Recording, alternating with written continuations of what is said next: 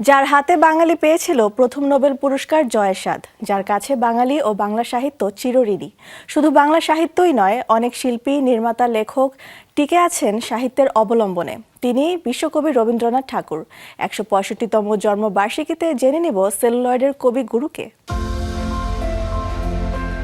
বিশ্বকবি রবীন্দ্রনাথ ঠাকুর শিল্প সাহিত্যের সব শাখায় উজ্জ্বল এক নাম, তবে সেলুলয়েডেও অনন্য তিনি। রবীন্দ্রনাথের সাহিত্য নিয়ে যত চলচ্চিত্র নির্মিত হয়েছে তার মধ্যে সবচেয়ে জনপ্রিয়, প্রশংসিত এবং নন্দিত চোখের বালি। একই নামের উপন্যাসকে ভিত্তি করে চলচ্চিত্র তৈরি করেছেন অনেক নির্মাতা। সর্বপ্রথম এই উপন্যাস নিয়ে সিনেমা বানানো হয় ১৯৩৮ সালে। তবে ২০০৩ সালে চোখের বালি বানিয়ে হইচই ফেলে দেন প্রয়াত নির্মাতা ঋতুপর্ণ ঘোষ। চারুলতা পরিচালনা করেছিলেন সত্যজিৎ রায়। কাহিনী নেওয়া হয়েছে রবীন্দ্রনাথের নষ্টনীড় গল্প থেকে। রবীন্দ্রনাথের উপন্যাস নৌকাডুবি আগে হিন্দিতে চলচ্চিত্রায়িত হয়েছিল ১৯৪৬ সালে। বাংলায় নৌকাডুবিকে চলচ্চিত্রের পর্দায় সার্থক করে তোলেন ঋতুপর্ণ ঘোষ ২০১১ সালে। ঘরে বাইরে উপন্যাসকে চলচ্চিত্রের পর্দায় তুলে আনেন সত্যজিৎ রায় ১৯৮৫ সালে মুক্তিপ্রাপ্ত সিনেমায়।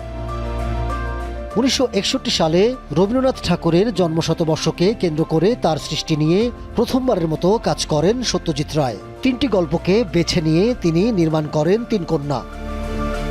বাংলাদেশে রবীন্দ্রনাথকে নিয়ে হাতে গোনা যে কয়েকটি সিনেমা বানানো হয়েছে তার মধ্যে উল্লেখযোগ্য শাস্তি, শোভা, কাবুলিওয়ালা এবং অবুঝ বউ।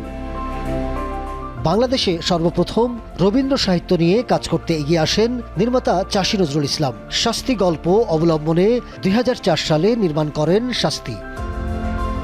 চাষী নজরুল ইসলাম পরিচালিত ছোট গল্প সুভাষিনী অবলম্বনে নির্মিত সুভা সিনেমায় অভিনয় করেন জনপ্রিয় তারকা শাকিব খান ও পূর্ণিমা।